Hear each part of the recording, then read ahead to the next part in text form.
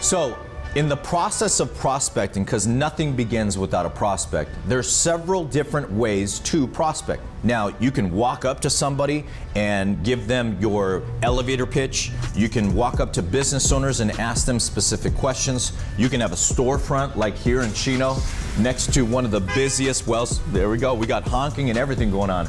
So next to one of the busiest banks in the Inland Empire.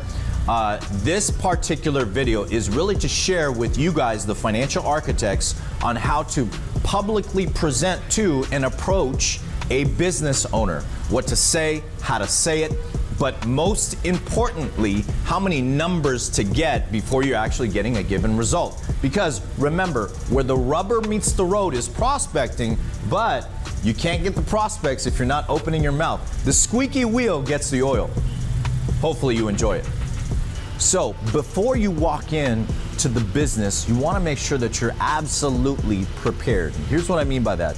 Don't go in dressed too over the top with a three-piece suit, and don't go in with jeans, tennis shoes, and a t-shirt. You want to make sure that at least you have a coat on, you have button down. If you're a young lady, you're coming in a business, some business attire, etc.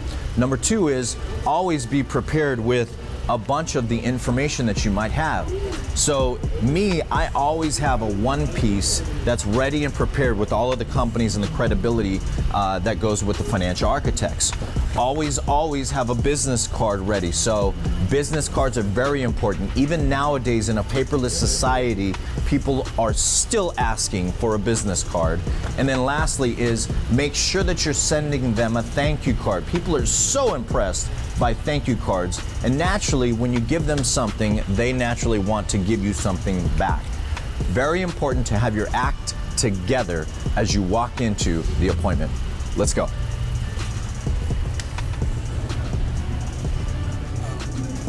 I can help you? Hey, you know the manager or owner here? Yeah, the owner. Oh, sweet, you're the owner. You mind if I speak with you to the side? No, no problem. Oh, awesome, man. Appreciate it. Yes. Manny, nice to meet you. Hi, man, nice to meet you as well. Oh man, such a pleasure. I've been noticing this place for a while now. I always cruise by here, but my office is like literally walking distance from here. So what we do is insurance and retirement planning, things like that. And I've been meaning to walk in and talk to either the manager or the owner, which is perfect, you're the owner. Nice. Who does all your insurance and retirement planning strategies for you and your employees? I do not have anything at the time right now. I'm looking into something. I haven't had a chance to sit down and actually go to the places and check them out, but I don't have anything. Dude, perfect. Well, I'd love an opportunity to maybe compete for that business. Would you be open to something like that? Yes, absolutely. Terrific, man. Why don't I get your info, because I don't want to interrupt your business or anything like that. Yeah, I have a menu. Is that Oh, fine? perfect. Yeah, perfect. I'll give you my card and say, okay, this is a good number for you to reach that? Yes. And is this your cell phone number or is this your business number? This is going to be actually my business number. Oh, awesome. Make sure that you get the cell phone number and his email address. So I'll jot down the email, I'll jot down the cell phone number, and I might just give him my business card, which I'm about to do right now. Well, let me give you my business card. Okay. And Jaime, like I said before, we're a level 10 when it comes to business ownership and developing different business plans like that. So I'm not going to interrupt your business anymore. I'm just going to go ahead and shoot you a call back and maybe put something together for you and your family and maybe the employees of the business. Okay? Got it. Awesome, man. Terrific. Thank you so much for the opportunity. Absolutely. Do not harass the guy, but make sure that you follow up. Hopefully that helps. So, if you've ever wondered how to get inside of an actual tax office, here's exactly how to do it. I've already gotten past the gatekeeper. The gatekeeper was the front desk gal. So I asked the front desk gal, hey, who's the manager or the owner of this tax advisory firm? She said, oh, it's this person. Now I've already been introduced to that person and I scheduled an appointment time to get with her. Now, fortunately for me, it's after April 15th and they're not that busy. So this is exactly how I introduce myself and what I ask the particular office manager. Let's make it happen.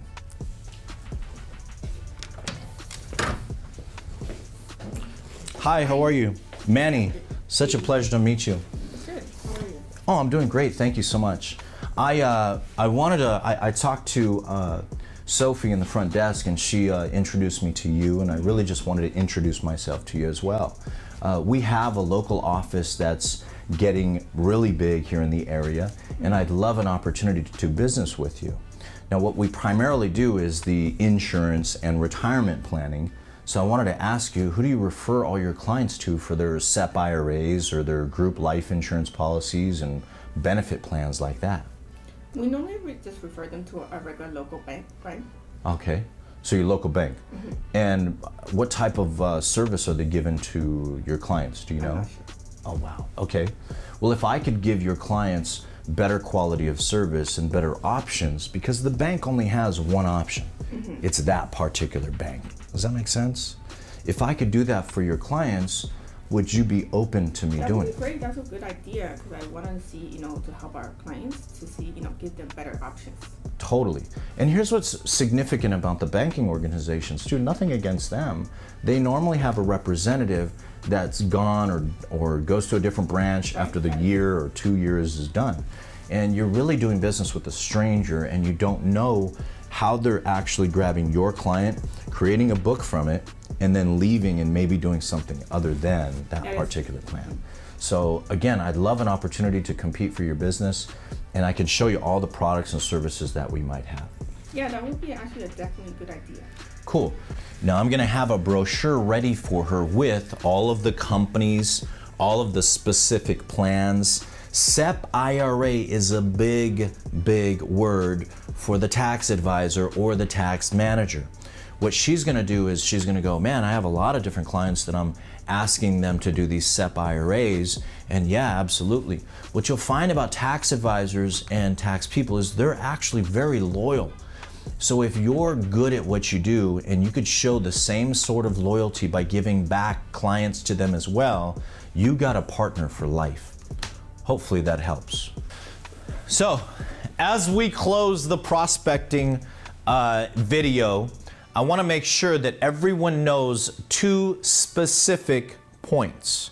Number one, absolutely, the absolute most important point is do not try and close them when you initially meet them. That's very important. I see a brand new person that gets involved into the business. They want to have a 30-minute, hour, 2-hour conversation about what exactly they do. Don't do that. Just collect their name and number, or name and social media platform, and that's it. If the client, or prospective client I should say, wants to ask you a little bit more questions, sure, go ahead and answer some of the questions, but keep it very brief. The purpose of a conversation is just to collect their name and number, or name and social media platform that you can add them to. If you meet a prospect, whether it be at a gas station or a Starbucks, or you bump into somebody at the car wash, please make sure that you form them. FORM is an acronym that stands for F stands for family, O stands for occupation, R stands for recreation, and M stands for the message.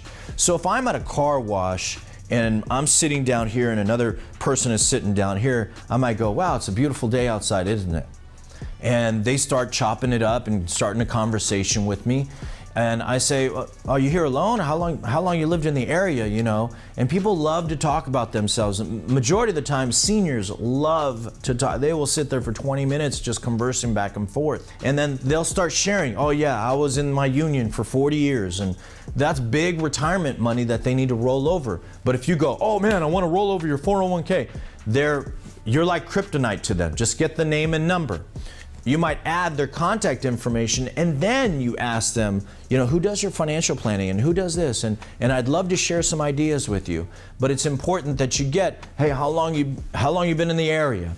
I noticed that you came with a little one. Is that your grandchild? Oh yeah, it's my grandchild. Oh, that's so awesome. They play soccer? What do they do? So you're talking about their family. You may have talked about their occupation, or you may have talked about what they love to do recreational. Maybe they love to play bingo in that scenario. Or maybe you see that they have a sweatshirt that says XYZ company. Now you know what type of organization they're a part of. Hey, I'd love to share some business ideas down the road. Who knows, maybe you might refer me to somebody that might be interested in something that I do. Hopefully that helps you in the prospecting area, because keep in mind, the bigger the prospect bucket, the more money that you will eventually make, because if you have more prospects than I do, I know that you have more making contacts than I do, and essentially you'll have more and more business that's going to be thriving from the closes. Hopefully that helps.